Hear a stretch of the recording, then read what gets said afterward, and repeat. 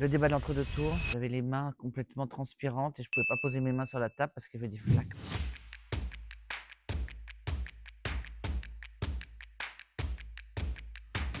Ah, je crois que c'est pendant la guerre du Golfe en Israël, où il y a eu, la première guerre du Golfe, il y a eu une alarme. On disait que c'était le jour de bombardement chimique et qu'on a entendu des sirènes dans tout Jérusalem et qu'on a fait le reportage, qu'on n'avait pas plus vraiment peur au bout d'un moment. J'ai eu l'impression vraiment de servir à quelque chose en montrant ça. L'animation, si l'on peut dire, du débat de l'entre-deux tours entre Marine Le Pen et Emmanuel Macron, j'ai adoré faire ça. Mais quand je revois, je me dis, mais on aurait dû plus intervenir, mais on ne pouvait pas. Les règles étaient telles qu'il fallait être le plus discret possible. C'est à la fois, moi, un souvenir que j'adore, et je me dis, mon Dieu, comme c'était ringard.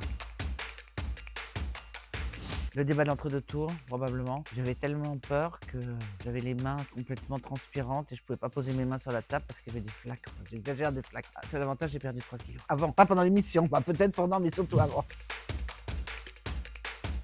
Poutine. Je voudrais savoir ce qu'il y a exactement derrière cet épouvantable personnage. Je dis pas que j'y obtiendrai quoi que ce soit. Vraiment, je trouverais ça intéressant pour savoir si c'est juste ce qu'il a derrière la tête, parce que ce qu'il fait est tellement épouvantable. Que Zelensky, ça serait juste pour se faire plaisir, parce que je l'ai croisé et qu'il est absolument charmant, mais je suis plutôt attiré par les méchants pour voir ce qu'ils ont dans la tête.